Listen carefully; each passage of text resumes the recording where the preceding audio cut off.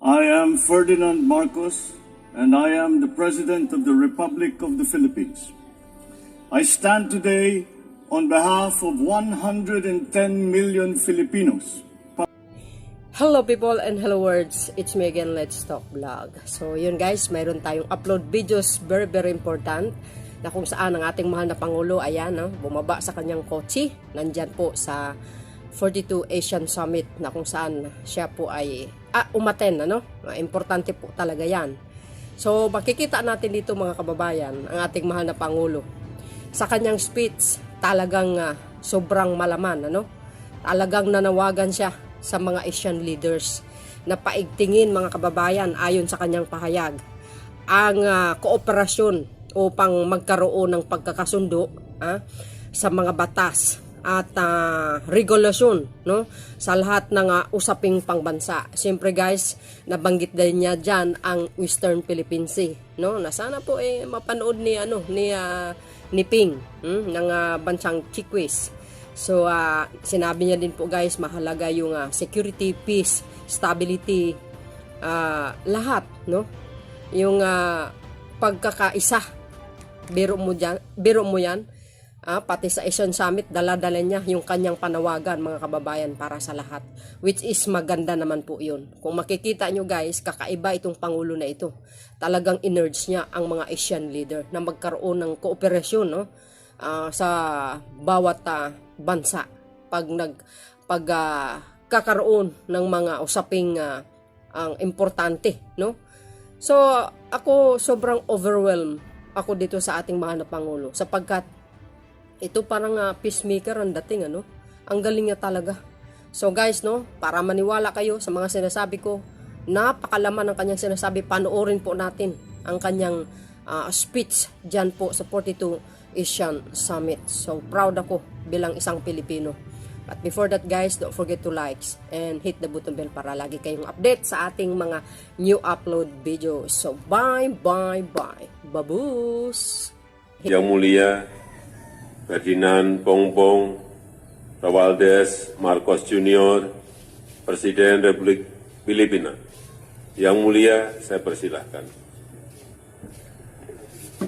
Thank you, Mr. Chair, Your Majesty, Excellencies. I would like to express at the outset my appreciation to the Indonesian government for bringing us to this beautiful place and for the generous hospitality extended to the Philippines and its delegation.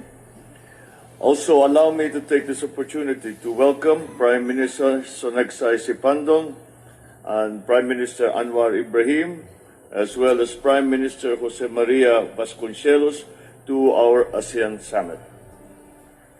Your Majesty, Excellencies, against the backdrop of complex geopolitical challenges and macroeconomic fragilities, an ASEAN community that plays a central role in shaping the evolving regional architecture, an ASEAN community that is dynamic, innovative, and integrated with the global economy, and an ASEAN community that can realize the full potential for its peoples, is the indispensable bedrock for a peaceful, stable, and resilient region.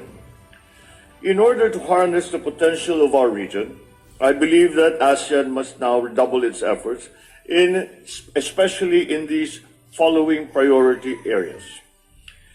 First, ASEAN should uphold international law and the international rules-based system, which has underpinned the peace, security, stability, and prosperity of our region.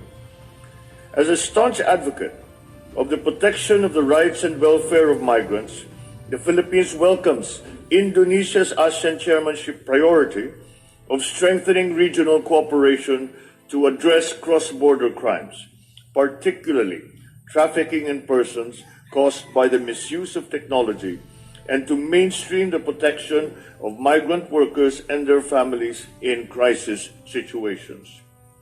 Second, ASEAN should demonstrate its commitment to the principle of free trade and to the multilateral trading system.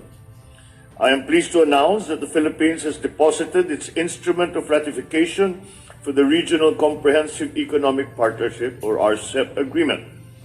We are optimistic that RCEP will serve as an engine of growth that will help build more resilient supply chains and support the integration of our micro, medium, and small-scale establishments into the global economy. ASEAN must strengthen cross-border connectivity and the interoperability of digital frameworks. We must forge a vibrant digital economy and ensure that our people are equipped with the digital skills for the future so that no one is left behind in the midst of our world's digital transformation. We must ensure that our food and energy systems are resilient in the face of the supply and price fluctuations triggered by geopolitical instability and conflict, of pandemics, climate change, logistic chain disruptions, and of fuel shortages. The Philippines aims to strengthen food security and production efficiency via the use of new agricultural technologies, upgrading technical and vocational education and training, and adopting climate and disaster-resilient technologies. Decades of sustained economic growth and prosperity have resulted in longer lifespans in ASEAN. According to the Asian Development Bank, 1 out of 4 people in the Asia-Pacific will be over the age of 60 by the year 2050. I think, therefore, that it is time that ASEAN should start discussing the concerns of an aging population, consistent with the Asian tradition of valuing our elders. We must view this both as an opportunity and as a challenge, especially in terms of adequate social benefits on the one hand and social empowerment on the other. ASEAN goals and work plans should ensure health for our elders, a safe and dignified and productive life. The Philippines will take bold steps to transition to renewable and alternative energy technologies in a secure and sustainable manner. Recognizing that a cleaner energy future is anchored on the supply of critical minerals, ASEAN should now start enhancing regional cooperation towards boosting the region's strategic industrial metals and minerals value chain. Third, ASEAN must be united in urging developed countries to fulfill their long-standing commitments to the Paris Agreement.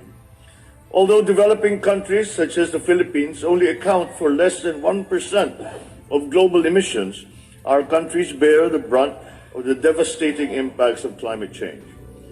Developed countries have a moral obligation to support adaptation and mitigation efforts for the most vulnerable countries through technology transfer, capacity building, and climate financing. This to address loss and damage and to achieve the necessary breakthroughs for climate action at a global scale. The Philippines recognizes that biodiversity can complement and synergize with ASEAN's initiatives in climate change, contributing to our efforts towards a more sustainable and resilient future. The conservation and sustainable use of biodiversity is also an intergenerational responsibility that the Philippines is proud to support through the ASEAN Center for Biodiversity.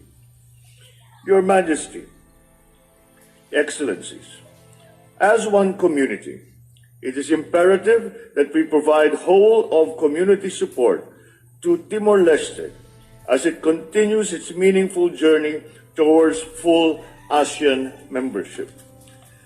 Timor-Leste's membership can only strengthen our ASEAN community as it expands the reach of ASEAN's united front to face the challenges of the 21st century. As we embark on our vision for a bolder, more decisive, and cohesive ASEAN beyond 2025, let us renew our collective faith in the organization by consolidating our community-building efforts towards an ASEAN that truly matters. Thank you, Mr. Chair.